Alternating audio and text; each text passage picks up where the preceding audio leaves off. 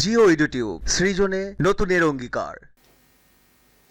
আসসালামু আলাইকুম ওয়া রাহমাতুল্লাহি ওয়া বারাকাতুহু। সুপ্রিয় দর্শক শ্রোতাবৃন্দ, যে যেখান থেকে আমার এই ভিডিওটি ক্লিক করে দেখছেন, সবাইকে আমার আজকের এই ভিডিওতে স্বাগতম। প্রিয় বন্ধুরা, আমি দীর্ঘদিন ধরে একটি পর্ব চালাচ্ছিলাম, সেটা হলো এসো বাগধারা শিখি। আজকে এই পর্বে 5 নম্বর পর্ব চলবে ইনশাল্লাহ। ধারাবাহিক চলতে থাকবে ইনশাল্লাহ। আমরা অনেকদিন পরে হলেও আরেকটি পর্ব আপনাদের সামনে নিয়ে আসছি। তা আজকে আমরা আমাদের এই চ্যানেলে সবাইকে স্বাগতম জানিয়ে শুরু করছি। আমার আজকে 4টি বাগধারা নিয়ে আজকে কথা বলবো। বাগধারা মানে হলো যে এই বাগধারাটা কিভাবে তৈরি হলো, বাগধারার ব্যাকগ্রাউন্ডটা কি। আরবিতে বলা হয় শানে নুজুল, কোনো কিছুর পটভূমি, প্রেক্ষাপট। তো এই যে 4টা বাগধারা কিভাবে তৈরি হলো, বাগধারা কিভাবে আমাদের কাছে একটা বাগভঙ্গি নিয়ে উপস্থাপিত হলো, সেই শব্দের চালচিত্র, বাগধারার শব্দের অন্তরালে কি, আমরা সেই বিষয়ে একটু ব্যাখ্যা করে বাগধারাটা শিখে নেব ইনশাল্লাহ। আশা করি ততক্ষণ পর্যন্ত আপনারা আমার সঙ্গেই থাকবেন। আমরা লিখেছি এই যে 1 নম্বর, কলকে পাওয়া। এটা একটা বাগধারা। আমরা এটাকে সাধারণত এই কয়েকটা অর্থে ব্যবহার করে থাকি, যে আসরে মর্যাদা পাওয়া, খাতির যত্ন পাওয়া বা সম্মান পাওয়া।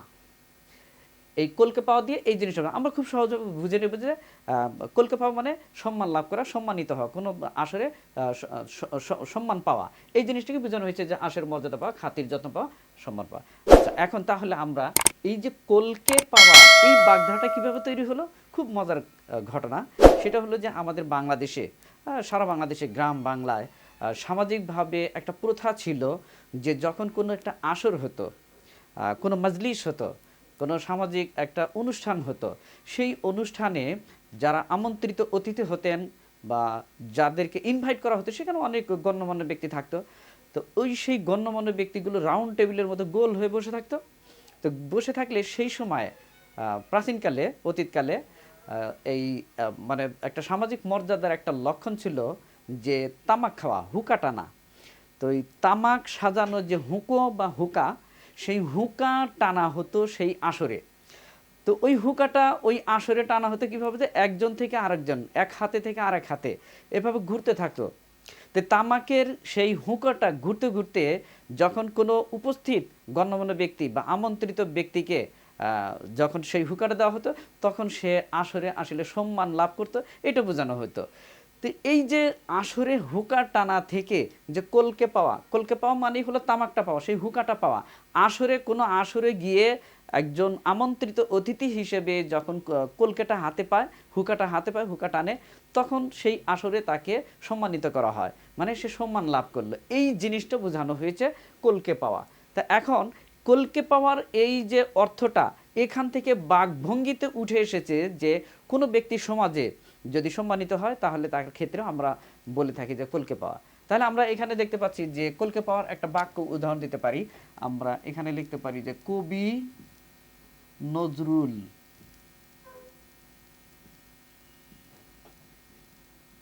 সব আসরেই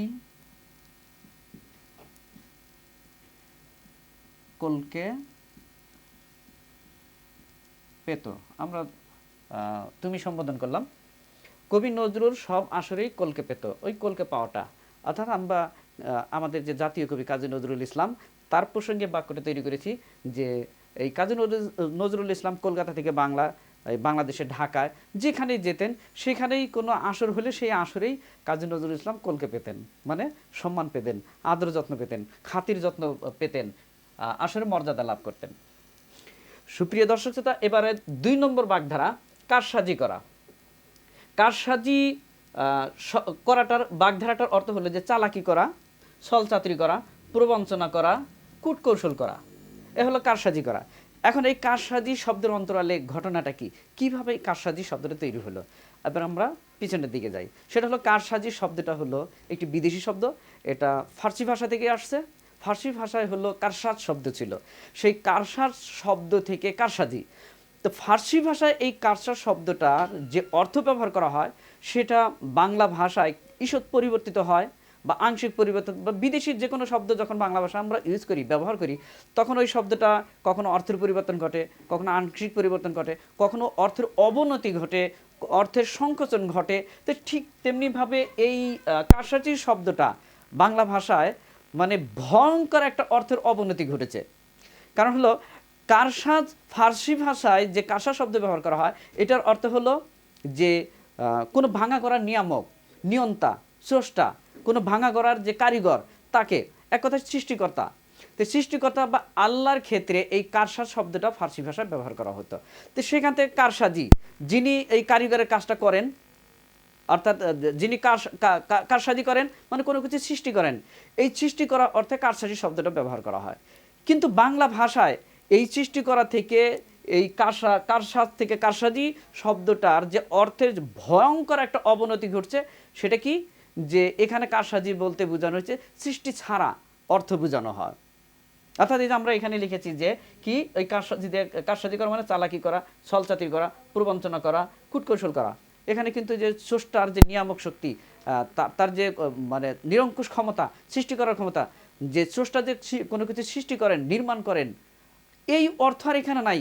কি ভয়াবহ একটা অর্থের অবনতি ঘটছে এখানে। সেই কারসাজিতে বোঝানো হচ্ছে চালাকি করা, ছলচাতুরি করা, প্রবঞ্চনা করা, কূটকৌশল করা। আমরা যখন দুই ভাইয়ের মধ্যে দেখি যে কারসাজি চলছে, তখন আমরা এই শব্দটা ব্যবহার করে থাকি।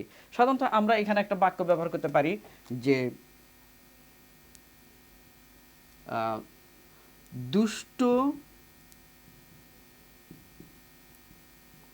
লোকেরাই কারসাজি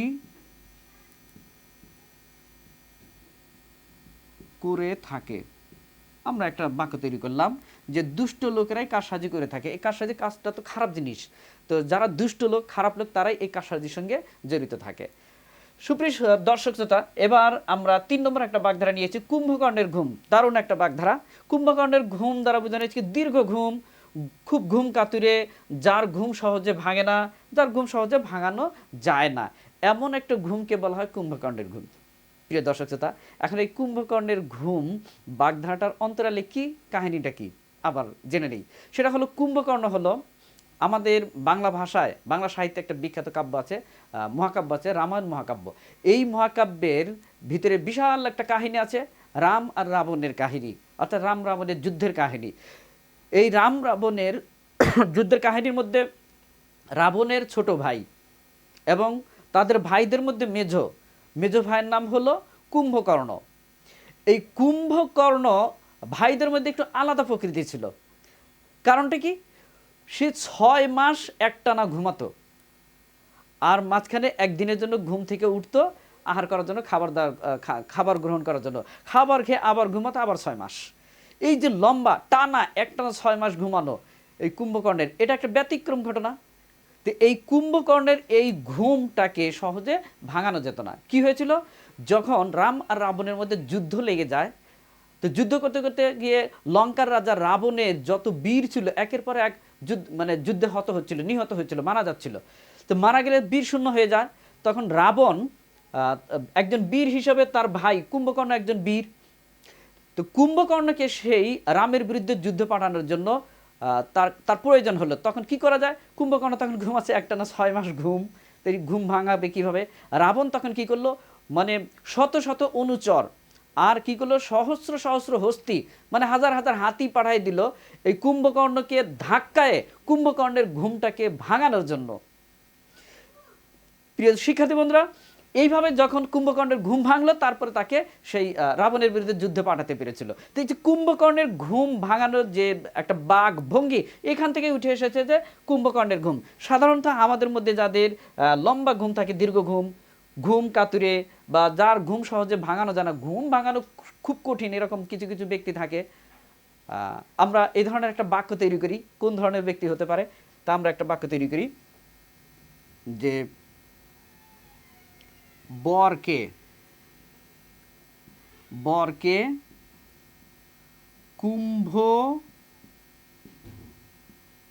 কুম্ভকর্ণের ঘুমে পেয়েছে। মজার একটা বাক্য হলো, তাই না?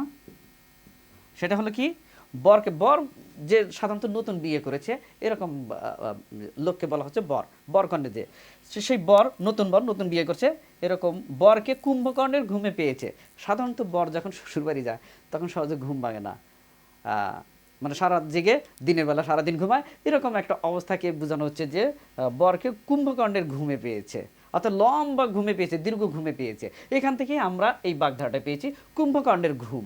শিক্ষার্থী বন্ধুরা এবং আমার সঙ্গে যারা আছো এবং বড় যারা আছে তাদেরকেও আমি বলছি। এবার আমার 4 নম্বর বাগধারা হলো খুবই একটা প্রচুর মানে অনেক ব্যবহৃত হয়, বহুল ব্যবহৃত একটা বাগধারা, হ জ ব র ল অবস্থা। এটা আমরা সবাই ব্যবহার করি, অর্থও জানি, কিন্তু কিভাবে এই বাগধারাটা হলো সেটা আমরা জেনে নেই। এই হ জ ব র ল অবস্থা, এটাতে বোঝানো হচ্ছে কি বিপর্যস্ত, বিশৃঙ্খল, গোঁজামিল, অব্যবস্থা।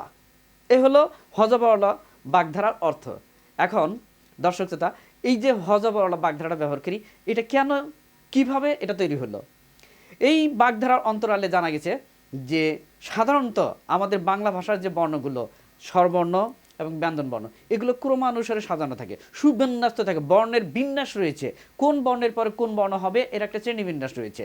আমরা সাধারণত বলি যে অ, আ, ই, বা এই যে ব্যঞ্জনবর্ণের ক্ষেত্রে বলি ক, খ, গ, ঘ, উ, তারপরে ত, থ, দ, ধ, দন্ত ন, এই যে সারি ক্রমবিন্যাস, এটাকে বলা হয় বর্ণের বিন্যাস বা সুবিন্যাস।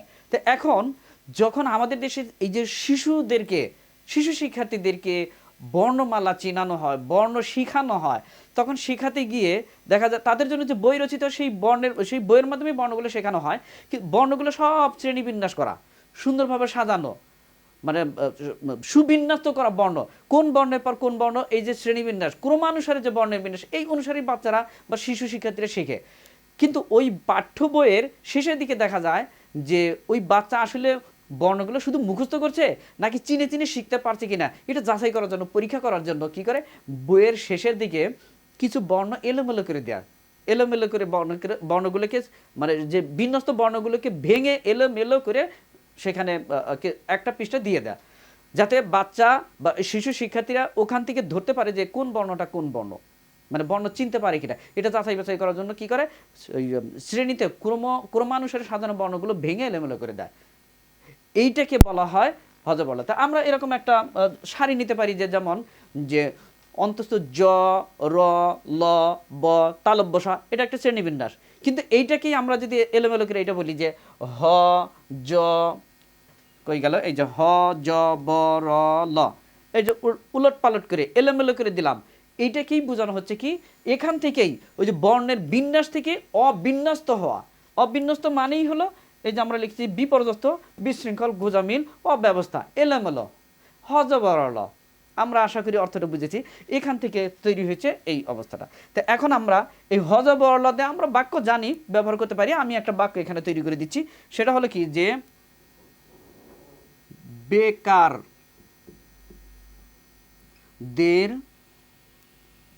ঘর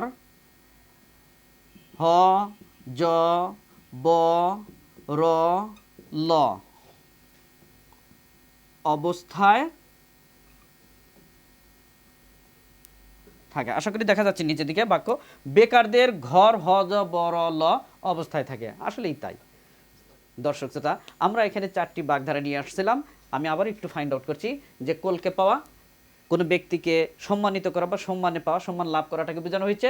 কারসাজি করা, সাধারণত এটা একটা ভালো অর্থ ছিল, কিন্তু ভালো অর্থটাকে অবনতি করে, ভয়ঙ্কর অবনতি করে সম্পূর্ণ ভিন্ন একটা অর্থ, চালাকি করা, ছলচাতুরি করা, প্রবঞ্চনা করা, কূটকৌশল করা বা ষড়যন্ত্র করা অর্থে ব্যবহার করা হচ্ছে। এরপরে 1, 2, 3 নম্বর কুম্ভকাণ্ডের ঘুমের কথা বললাম। লম্বা ঘুম, একটানা ঘুমকে বলা হচ্ছে কুম্ভকাণ্ডের ঘুম। আর 4 নম্বর আমরা লিখেছিলাম হযবরল অবস্থা, মানে বিশৃঙ্খল অবস্থা। এই 4টি বাগধারার যে শব্দের অন্তরালে যে ব্যাকগ্রাউন্ড বা প্রেক্ষাপট, শানে নজুল, ঘটনার অন্তরালের যে কাহিনী, সেই কাহিনীগুলোই আমি শোনালাম। আশা করি এই ঘটনার আলোকে, এই কাহিনীর আলোকে, এই শব্দের অন্তরালের যে চালচিত্র, ঘটনা, এইটার আলোকে আমরা এই বাগধারা অর্থগুলো মনে রাখতে পারবো এবং সুন্দরভাবে ব্যবহার করতে পারবো। আর বাগধারা আমাদেরকে শিখতে হবে কেন? আমাদের ভাষাকে আমাদের মানে ভাষণে পরিণত করতে হলে, বাচিক শিল্পী হয়ে উঠতে চাইলে, আমাদেরকে সুন্দর ভাষায় কথা বলতে হলে, আমাদেরকে ভাষণে, বচনে, বাচনে সুন্দরভাবে কথা বলতে হলে এই বাগধারা আমাদেরকে শিখতে হবে, বাগধারাকে ভাষার মধ্যে প্রয়োগ করতে হবে। তাহলে আমাদের ভাষাটা অনেক প্রাঞ্জল হবে, সুন্দর হবে, সাবলীল হবে। আমিও আপনাদের কাছে সেই প্রত্যাশা করেই এই বাগধারাগুলো এখানে আলোচনায় নিয়ে এসেছিলাম। আশা করি আমাদের জীবনে আমরা এই বাগধারাগুলো ব্যবহার করব এবং আমাদের ভাষাটাকে সুন্দর ভাষায় প্রকাশ করার চেষ্টা করব। সুপ্রিয় শিক্ষার্থী বন্ধুরা, আজকে এ পর্যন্তই। কথা হবে আগামী পর্বে। ততক্ষণ পর্যন্ত সবাই ভালো থাকবে, সুস্থ থাকবে। আল্লাহ হাফেজ।